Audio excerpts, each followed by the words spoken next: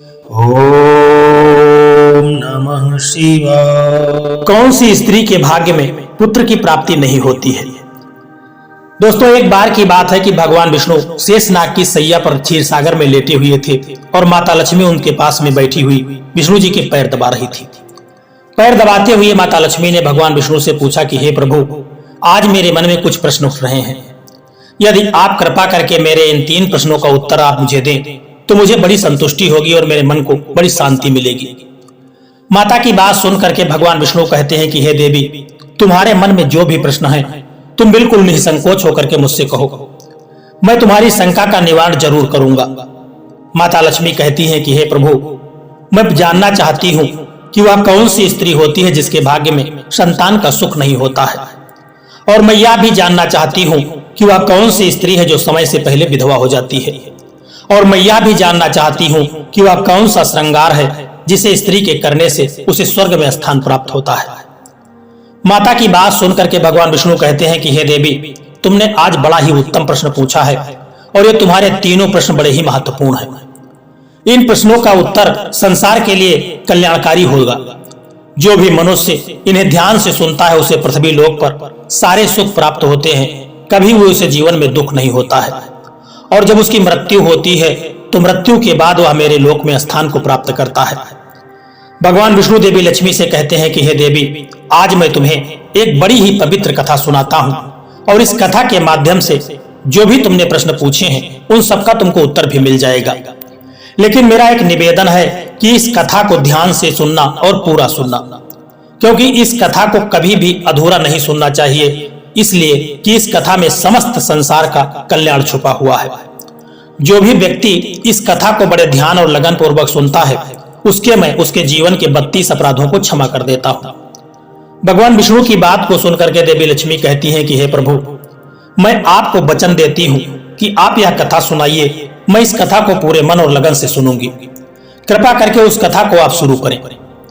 दोस्तों, भगवान विष्णु ने इतना कहा और इसके बाद उन्होंने वह कथा सुनाना आरंभ कर दिया और माता लक्ष्मी बड़े ध्यान से इस कथा को सुनने लगी। भगवान विष्णु कहते हैं कि हे देवी लक्ष्मी, एक समय की बात है, मध्य देश में एक बड़ा ही छोटा सा नगर था और उस नगर में एक जमींदार रहता था। उस जमींदार के 2 बेटे थे। दोनों बेटों का विवाह भी हो चुका था और जमींदार के घर में किसी भी चीज की कोई कमी नहीं थी। किंतु उस जमींदार की पत्नी का स्वभाव जो था वह बड़ा ही दुष्ट स्वभाव था। जमींदार की पत्नी और उसके बेटे की पत्नी दोनों का स्वभाव दुष्ट था। जमींदार की पत्नी अपनी बड़ी बहू को तो बहुत प्यार करती थी, किंतु छोटे बेटे की पत्नी के साथ बड़ा बुरा व्यवहार करती थी।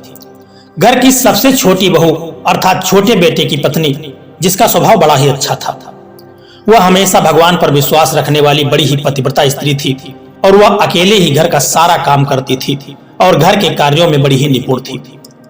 इतना अच्छा स्वभाव होने के बावजूद भी उसकी सास उसके साथ अच्छा व्यवहार नहीं करती थी। उसके साथ वह हमेशा बुरा व्यवहार करती थी और हमेशा उसका अपमान भी किया करती थी। इसके पीछे कारण बस इतना था कि जो बड़ी बहू थी उसको एक पुत्र था और जो छोटी बहू थी उसने एक पुत्री को जन्म दिया था। बस उसका यही अपराध था। पुत्री को जन्म देने के कारण जमींदार की पत्नी वह बेचारी कर भी क्या सकती थी, जो भाग्य में जिसके लिखा होता है उसके साथ वही होता है। भगवान विष्णु कहते हैं कि हे देवी, अब मैं तुम्हें छोटी बहू जो थी उसकी कहानी सुनाता हूं, क्योंकि इसमें तुम्हारे पहले प्रश्न का उत्तर छिपा हुआ है कि कौन सी स्त्री को पुत्र प्राप्त नहीं होता है। हे देवी, जमींदार की जो पत्नी थी वह पहले से ही दुष्ट और कुटिल स्वभाव की थी। उससे उसकी सास भी बहुत परेशान रहती थी। जमींदार की पत्नी अपनी छोटी बहू को सबसे ज्यादा दुख देती थी।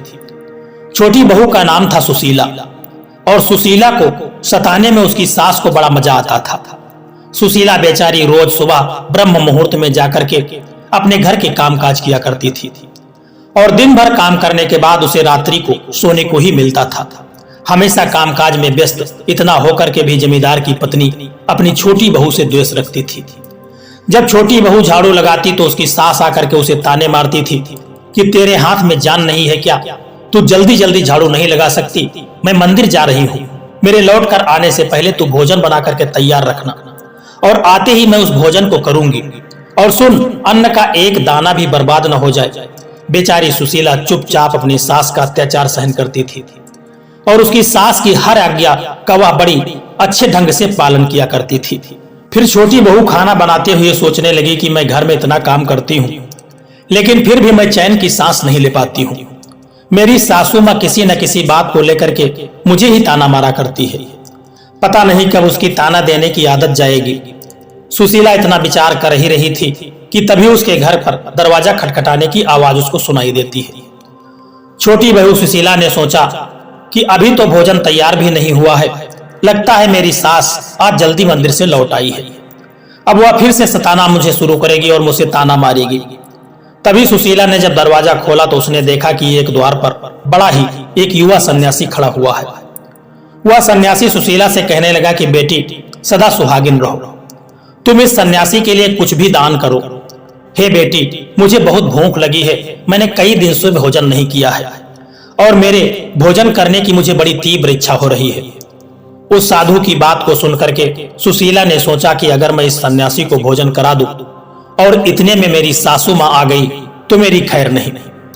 कुछ देर तक विचार करने के बाद उसने अपने मन में सोचा कि यदि मैं सासू मां के ताने के डर से इस सन्यासी को भोजन नहीं कराऊंगी तो मुझे पाप लगेगा, क्योंकि भूखे को भोजन कराना सबसे बड़ा धर्म है और ऐसा मेरा करने से सारा पुण्य जो है वह नष्ट हो जाएगा। इतना विचार करके सुशीला ने उस सन्यासी को घर के अंदर बुला लिया और अपने अतिथि धर्म का पालन करते हुए सुशीला ने उस सन्यासी को भोजन कराने लगी। दोस्तों, तभी क्या होता है कि उसकी सास घर पर उसी समय पहुंच जाती है और उस सन्यासी को घर के अंदर भोजन करते हुए देख करके उसका गुस्सा 7वें आसमान पर पहुंच जाता है। वह चिल्लाते हुए कहती है कि सुशीला, यहाँ पर क्या किसी प्रकार का भंडारा या दावत चल रही है जो तू राह चलते भिखमंगों को घर में बिठा करके भोजन करा रही है। सुशीला ने अपनी सास से बड़ी विनती की, लेकिन सुशीला की सास ने अपनी बहू की एक बात भी नहीं सुनी और उसकी सास ने उस सन्यासी का हाथ पकड़ा और उसे घर से बाहर निकाल दिया। उसके चले जाने के बाद उसके भोजन को उठा करके कचरे के डिब्बे में फेंक दिया। उसके बाद वह सास जो थी उसने सुशीला पर गुस्सा करने लगी और कहने लगी कि अरे दुष्ट औरत, मैंने तुझे कहा था कि अन्न का एक भी दाना बर्बाद नहीं होना चाहिए, लेकिन तूने यह क्या किया? उस भिखमंगे को इतना सारा भोजन करा दिया। सुशीला डरते डरते बोली, सासू मां, मैंने सन्यासी को अपने हिस्से का भोजन दिया है, इसमें आखिर इतना गुस्सा होने की कौन सी बात है? यदि आप इतना गुस्सा हो रही हैं तो मैं आज भोजन नहीं करूंगी। द्वार पर आए अतिथियों को कभी खाली हाथ नहीं भेजना चाहिए, ऐसा हमारे शास्त्रों में लिखा है। फिर सुशीला की सास ने उसे बहुत डांटा। दोनों के बीच कई देर तक बहस होती रही। सुशीला के दुष्ट सास ने गुस्से में आकर के सुशीला को धक्के मार करके अपने घर से बाहर निकाल दिया और अपने घर का दरवाजा बंद कर लिया। सुशीला अपने घर के सामने बैठी अपने मुख्य द्वार पर बड़ी देर तक बैठी रही और बाहर से सास को अपनी आवाज लगाती रही, लेकिन उसकी सास ने एक भी उसका शब्द नहीं सुना और उसका दिल नहीं पसीजा और उसने उसे घर के अंदर नहीं आने दिया। फिर सुशीला दुखी और उदास होकर के अपने मायके के लिए वहां से निकल पड़ी। मायके जाने के बाद रास्ते में एक बहुत बड़ा जंगल पड़ता था। सुशीला भूखी प्यासी रह करके उस जंगल के रास्ते पर से चलने लगी। दोस्तों, तभी क्या होता है कि उसी समय अचानक बड़ी जोर से बरसात होने लगती है। चारों तरफ बिजली गरजने लगती है, बादल बरसने लगते हैं, मूसलाधार बरसात शुरू हो जाती है। बारिश से बचने के लिए सुशीला एक वृक्ष के नीचे जाकर के खड़ी हो जाती है। वहां पर सुशीला ने देखा कि पेड़ के नीचे के कोटर बना हुआ है। फिर वह बिना किसी देरी किए हुए जल्दी से उसी कोटर में जाकर के घुस गई। कोटर में जाने के बाद सुशीला ने देखा कि अंदर कोई साधु महात्मा है जो बैठे हुए हैं। वह सन्यासी कोई और नहीं बल्कि भगवान विष्णु ही साधु का वेश धारण करके वहां पर बैठे हुए थे। जब उस साधु ने उस सुशीला को देखा तो बोले, हे बेटी, तुम इस घने जंगल में अकेले इस समय क्या कर रही हो? बेटी, तुम बहुत दुखी लगती हो, इसलिए तुम रोना बंद करो। मैं तुम्हारे बारे में सब कुछ जानता हूं। तुम्हारे ससुराल वाले बड़े ही दुष्ट स्वभाव के हैं और वे तुम्हें बहुत दुख देते हैं। इसी कारण से केवल बस इतना है कि तुम्हें पुत्र की प्राप्ति नहीं हुई है। पुत्री को जन्म देने के कारण तुम्हें तुम्हारी सास के ताने सुनने पड़ते हैं। हे बेटी, तुम चिंता मत करो, मैं तुम्हें एक पर्ची लिख करके देता हूं। इस पर जो भी उपाय लिखा हुआ है तुम उस उपाय को पूरे मन के साथ करना, फिर तुम्हें एक बड़ा ही सुंदर और गुणवान पुत्र की प्राप्ति होगी। इसके बाद सुशीला ने वह पर्ची ली और वह साधु वहां से अचानक से गायब हो गया। ये चमत्कार को देख करके सुशीला बड़ी प्रसन्न हुई और उसके बाद जब बरसात रुकी तो सुशीला का पति उसे ढूंढते ढूंढते उसी स्थान पर आकर के पहुंच गया। सुशीला ने अपने पति को सारी बात बता दी और फिर दोनों ने ही अपने घर वापस न जाकर के उसी जंगल में रहने का निर्णय कर लिया। दोस्तों, वहीं पर रहते हुए एक दिन सुशीला के मन में पुत्र प्राप्ति का ख्याल आ गया और वह मन ही मन विचार करने लगी कि यदि मेरा भी कोई पुत्र होता तो आज ससुराल में मुझे बहुत ज्यादा इज्जत मिलती। तभी सुशीला को उस साधु के द्वारा जो पर्ची दी गई थी उसकी याद आ गई और फिर जब उसने वह पर्ची खोल करके पढ़ा तो उसमें देखा कि जो स्त्री पुत्र प्राप्ति की कामना रखती है उसे रात्रि में अपने पति की बाईं तरफ सोना चाहिए। ऐसा करने के कुछ समय के बाद बाएं करवट लेने से नाक का दाहिना स्वर और दाहिनी करवट लेने से नाक का बायां स्वर चालू हो जाता है। फिर जब पुत्र की इच्छा हो तो उस स्थिति में मिलन से पहले यह निश्चित कर लेना चाहिए कि पुरुष का दायां स्वर चलने लगे और स्त्री का बायां स्वर चलने लगे और उसी समय पर गर्भधान किया जाना चाहिए। ऐसा करने से निश्चित ही पुत्र की प्राप्ति होती है। इसके विपरीत नाक के स्वर चलने से पुत्र की प्राप्ति होती है। उस पर्ची में आगे लिखा हुआ था कि पहले 4 दिन में पुरुष के साथ मिलन नहीं करना चाहिए और 5वीं रात्रि में मिलन करने से पुत्र की प्राप्ति होती है और 6ठी रात्रि में मिलन करने से पुत्री की प्राप्ति होती है और 7वीं रात्रि में मिलन करने से बंध्या पुत्री प्राप्त होती है। 8वीं रात्रि में मिलन करने से बलशाली पुत्र की प्राप्ति होती है और 9वीं रात्रि में मिलन करने से सुंदर कन्या की प्राप्ति होती है तथा 10वीं रात्रि में मिलन करने से विद्वान और अति श्रेष्ठ पुत्र की प्राप्ति होती है। 11वीं रात्रि में मिलन करने से सुंदर आचरण करने वाली कन्या प्राप्त होती है और 12वीं रात्रि में मिलन करने से गुणवान पुत्र प्राप्त होता है। 13वीं रात्रि में मिलन करने से लक्ष्मी के स्वरूप पुत्री प्राप्त होती है और 14वीं रात्रि में मिलन करने से गुणवान, बुद्धिमान तथा बलवान पुत्र प्राप्त होता है। फिर सुशीला ने मासिक धर्म के बाद 14वीं रात्रि में अपने पति के साथ मिलन किया और उसके बाद गर्भधारण किया। फिर दूसरे दिन सुशीला का पति जंगल में लकड़ी काटने के लिए चला गया और सुशीला घर पर पड़ी रही।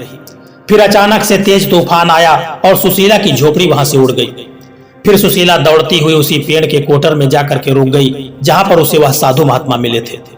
सुशीला वहां अपने पति की राह देख रही थी, तभी अचानक वहां पर 2 राक्षसी आ गई। वह राक्षसी अत्यंत मायावी थी। फिर उन्होंने उस कोटर के साथ पेड़ को उड़ा करके एक ऐसे स्थान पर लेकर के चली गई जहां पर बहुत सारा सोना था। जब सुशीला ने यह दृश्य देखा तो वह चौंक गई। सुशीला पेड़ के कोटर में छिपी रही। जब वह राक्षसी भोजन की तलाश में गई तो सुशीला ने उस स्थान पर से बहुत सारा सोना उठा लिया और उसे उसी कोटर में जाकर के भर दिया। जब वह राक्षसी लौट करके आई तो फिर पेड़ से बैठ करके उस पेड़ को उड़ा करके उसी जंगल में आ गई। राक्षसियों के जाने के बाद वह सुशीला ने सारा सोना लेकर के अपने पति के पास चली गई और उसे वह सारा सोना दे दिया। फिर पति और सुशीला दोनों अपने ससुराल को लौट आए। वहां जाकर के उसने अपनी सास को वह सोना दे दिया और सारी हकीकत बता दी, जिसे सुन करके उसकी सास को बड़ा गुस्सा आया और वह बोलने लगी, अरे मूर्ख औरत, तू बस इतना ही सोना लेकर के वहां से आई है, इतने सोने से क्या होगा?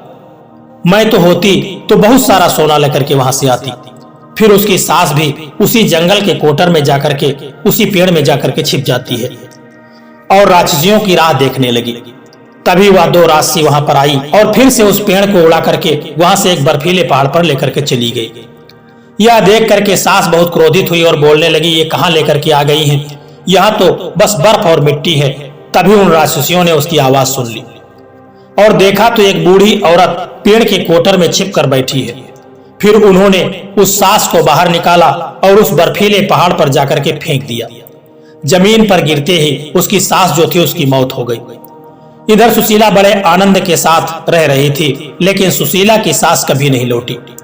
तो सुशीला ने जाकर के उस कोटर में देखा तो वहां पर उसकी सास नहीं थी। उसे समझ में आ गया कि लालच के कारण उसकी सास की मृत्यु हो चुकी है। इसके बाद भगवान विष्णु कहते हैं कि हे देवी, जिस स्त्री को पुत्र की प्राप्ति की कामना है उसे मैंने सुशीला को दी हुई पर्ची में बताए गए उपाय को जरूर करना चाहिए।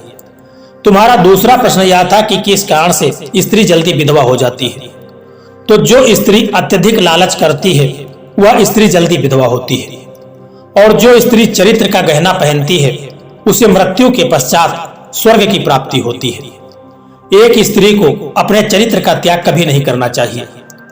इस प्रकार से भगवान विष्णु ने माता लक्ष्मी को यह कथा सुनाई और इसके बाद उन्हें उनके तीनों प्रश्नों का उत्तर मिल गया।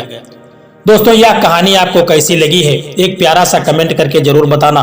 और यदि यह वीडियो आपको पसंद आया, अच्छा लगा है तो इस वीडियो को लाइक शेयर करना और चैनल को सब्सक्राइब करने की भी कृपा कर देना। जय श्री कृष्णा, राधे राधे।